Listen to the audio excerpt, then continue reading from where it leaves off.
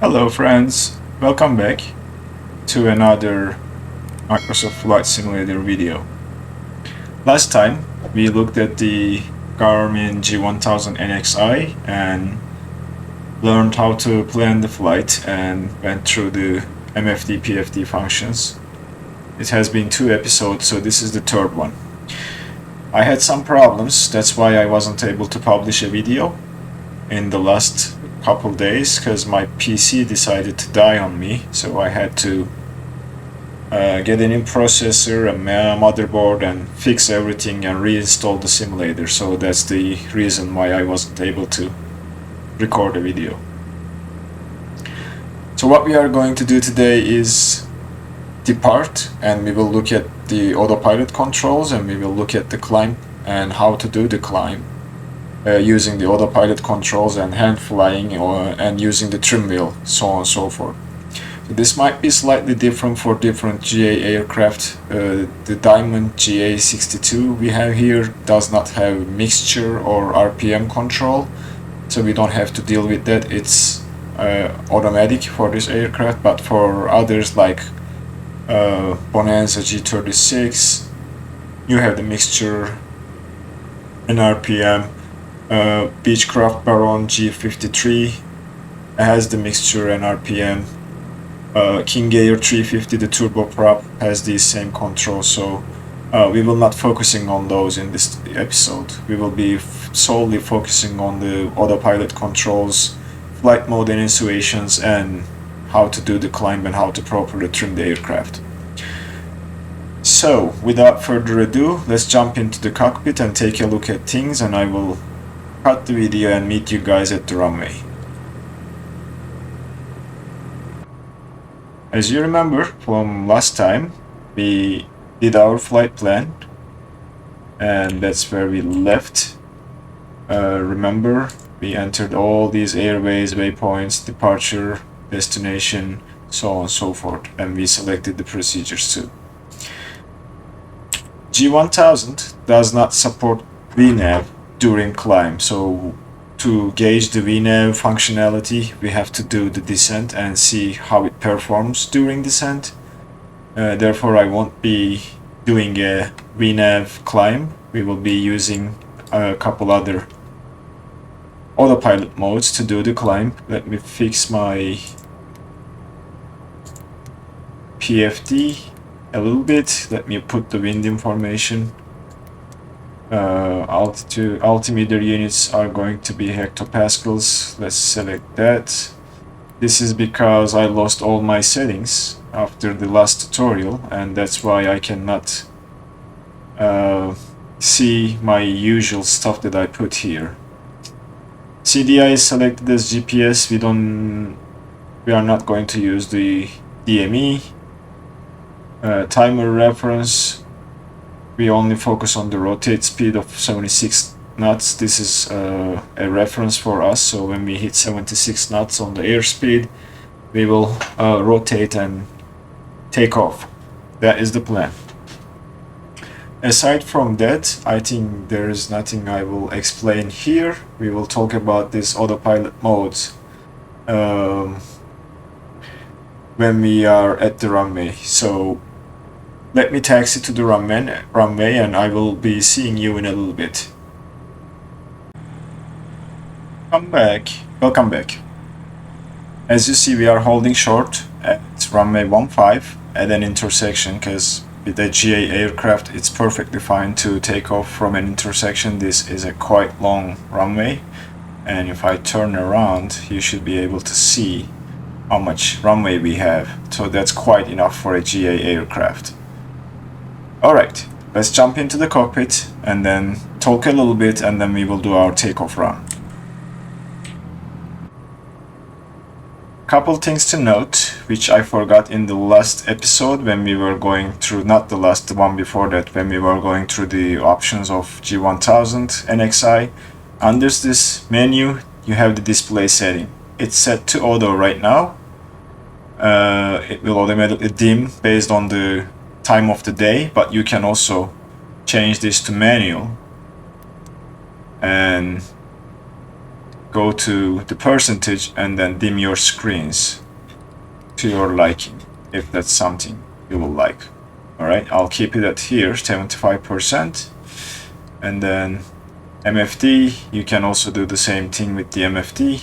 Manual mode, go and then change the percentage to your liking. I will keep both at 75. That is looking good enough for me. We can also increase the instrument lights from here, and we can get some panel lighting too.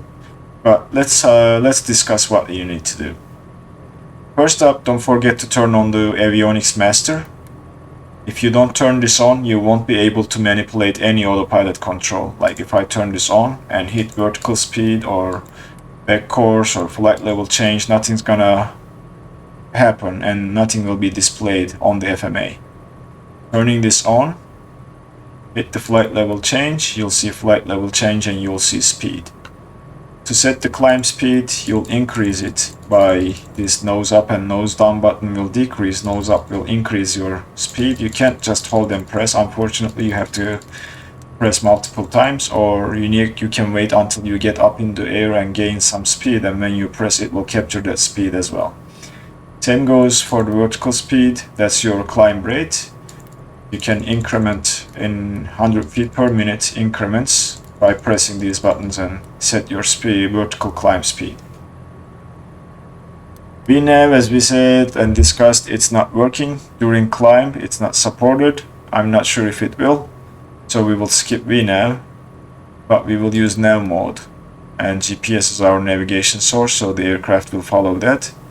And I like to use flight level change rather than vertical speed. This is to me more convenient because you set a speed where you know the aircraft will not stall and the autopilot will follow that setting, and you just avoid the risk of stalling the aircraft. With vertical speed, as you climb up into the thin air, there is a chance that the lift will drop, the aircraft will try to maintain that vertical climb rate or vertical speed, and you might risk stall more than you will risk it with flight level change. So that's at least what I think. But you can play with both and see which one works for you. Flight director, that's that guy over here, which you see with magenta. Heading mode is heading mode. The aircraft will follow the set heading.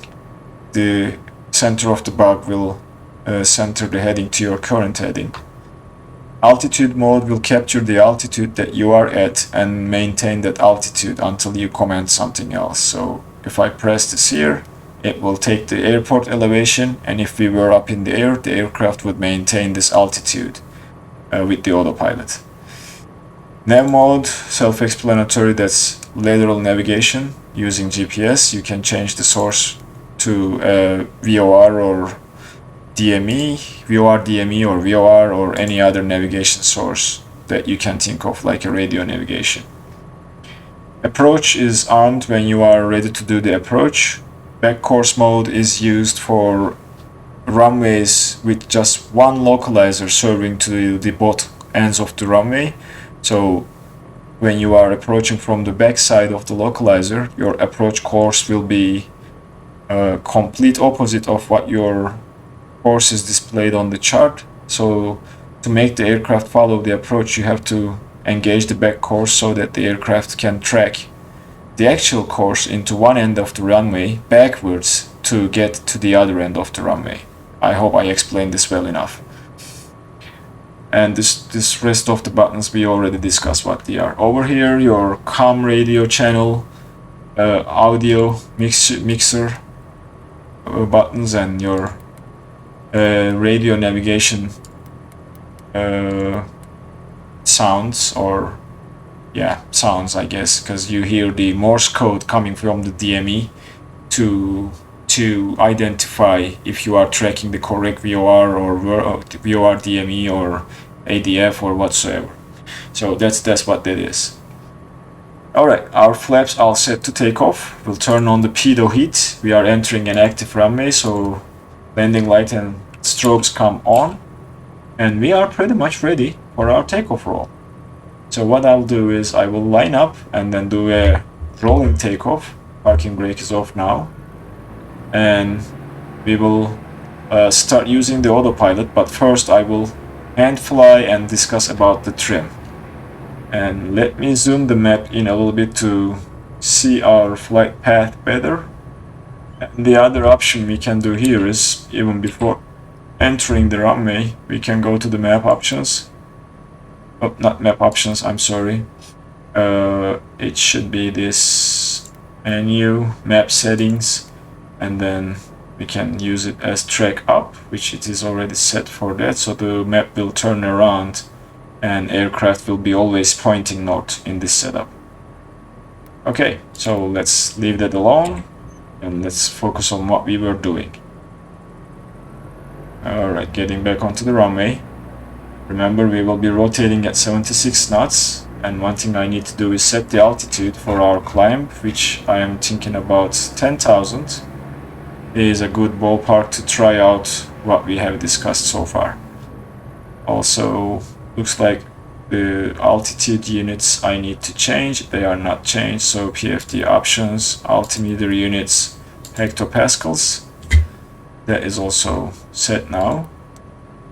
And wind information I can set option 3 again. I don't know why it's erasing my settings. It's supposed to save these, but it looks like it is not doing it. And we can put the bearing to GPS